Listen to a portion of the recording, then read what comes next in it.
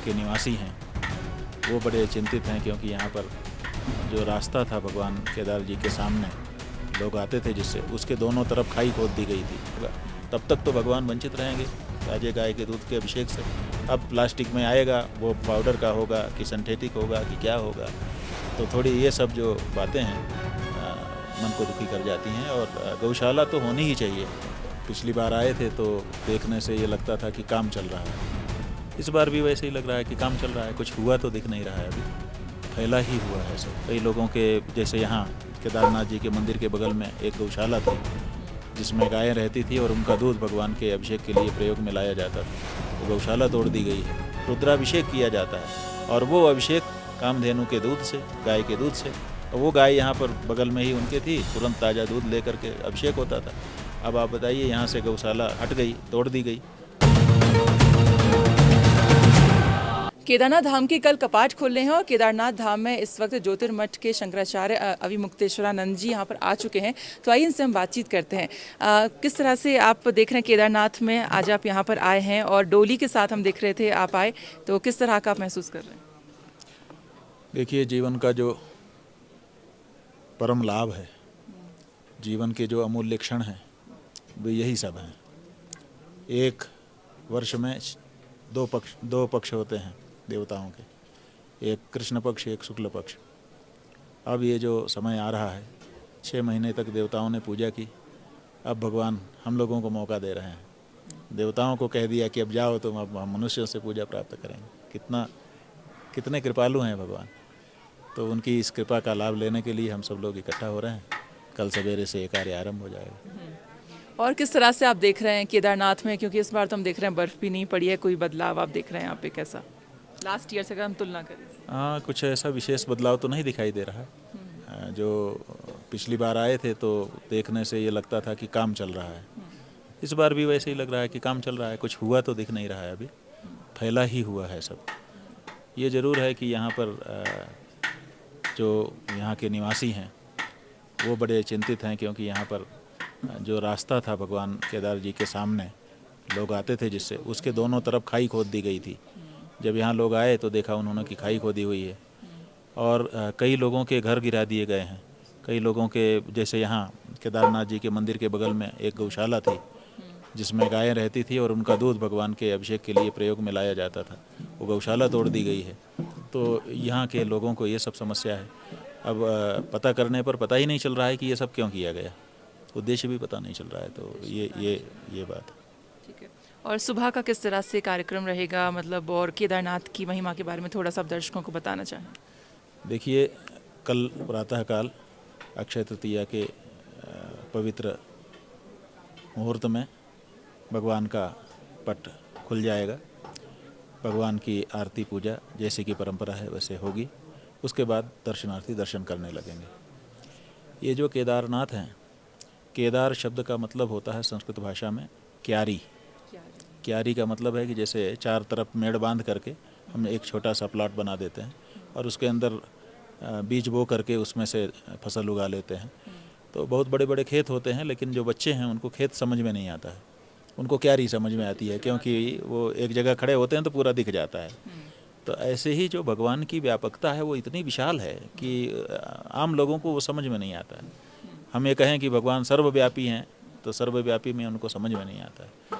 तो यहाँ पर भगवान क्यारी के रूप में, माने जैसे क्यारी छोटी सी चारों तरफ मेड़ बना करके बना दी जाती है और उसमें हमको खेत दिखाई देने लगता है, उसी तरह से यहाँ केदार के रूप में सिमट करके अपने दर्शन भगवान सबको दे रहे हैं। तो यहाँ इसका मतलब है प्रत्यक्ष दर्शन यहाँ पर भगवान का हो रहा है। और माना भी जाता है, जब महाभारत में भी कथा आई है कि जब पांडव महाभारत के युद्ध के बाद यहाँ आए तो भगवान ने उनको प्रत्यक्ष दर्शन यहाँ दिए और उनकी पूजा हुई।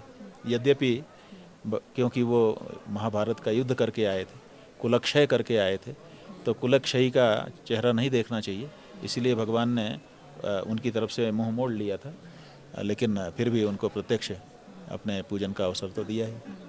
और एक तरफ हम देखते हैं कि आप गौरक्षा के लिए काफ़ी कदम उठाते रहते हैं कई जगह जगह, और यहाँ पर गौशाला तोड़ दी गई है, तो इस पर क्या कहेंगे? अब इसीलिए तो हमने उसका उल्लेख किया।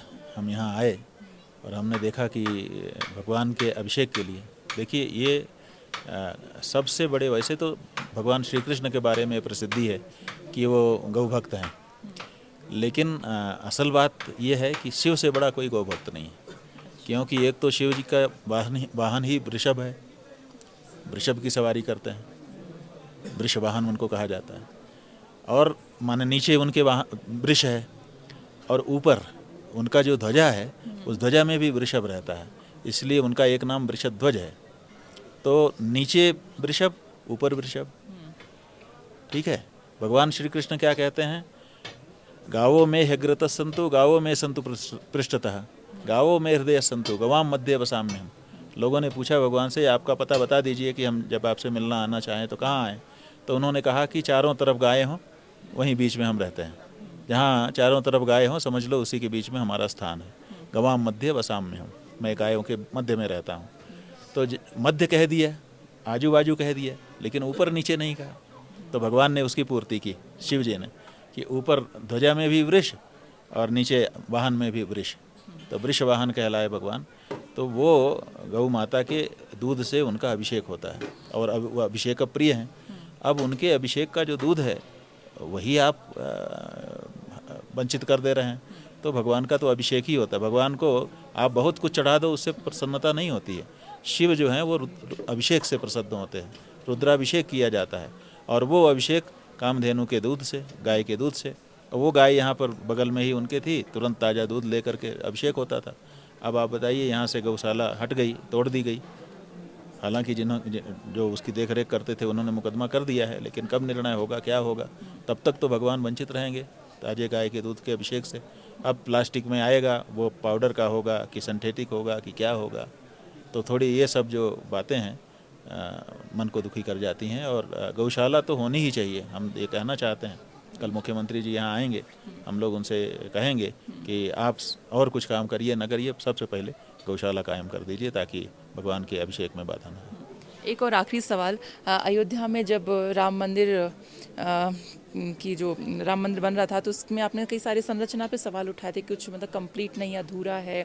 तो अब वहाँ पर हम देख रहे हैं कि कई सारे लोग दूर दूर से वहाँ पर पहुँच रहे हैं। तो अब आपका क्या स्टैंड है, मतलब आप वहाँ पर जाएंगे या नहीं जाएंगे, या क्या अभी आपका कहना है?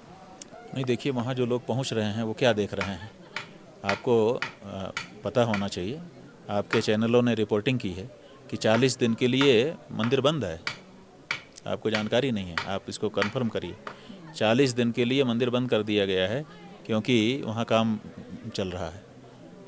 और अभी वहाँ के जो स्थपति हैं उनसे संपर्क किया गया तो वो बता रहे हैं कि अभी कम से कम 3 साल हमको लगेगा, तब मंदिर बन पाएगा। अभी कुछ बना ही नहीं है, अभी तो 30% काम भी ठीक से नहीं हुआ है।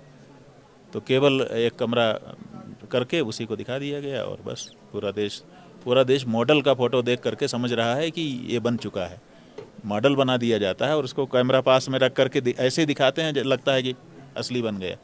तो मॉडल का फ़ोटो पूरे देश में बैनरों के ऊपर छपा है। तो आपको लगता है कि जो प्राण प्रतिष्ठा का कार्यक्रम है वो थोड़ा मतलब पूरा कंप्लीट होने के बाद करना चाहिए? नहीं मेरी बहन, एक बात आप समझ लो, शास्त्र ये कहता है कि मंदिर जब पूरा बन जाता है तब प्रतिष्ठा होती है। तो अभी कहाँ प्रतिष्ठा हुई? मंदिर अभी 3 साल लगेगा बनने में। जब मंदिर बन जाएगा तब प्रतिष्ठा होगी, तब दर्शन किया जाएगा। बहुत बहुत धन्यवाद बातचीत। हमारे साथ शंकराचार्य जी जिनसे हमने बातचीत की, तो उनका ये कहना है कि यहाँ पर जो गौशाला तोड़ी गई है उसको इसका कह सकते हैं फिर से यहाँ पर बनाया जाना चाहिए। और राम मंदिर को लेकर उन्होंने कहा कि अभी वो उस पर काम चल रहा है, अभी 3 साल और लगेंगे तब जाकर वो मंदिर कंप्लीट होगा। और जब मंदिर पूरा हो जाता है, उसका काम पूरा हो जाता है, उसके बाद ही प्राण प्रतिष्ठा की जाती है शास्त्रों के अनुसार। उत्तराखंड तक के लिए केदारनाथ से सरिता तिवारी की रिपोर्ट।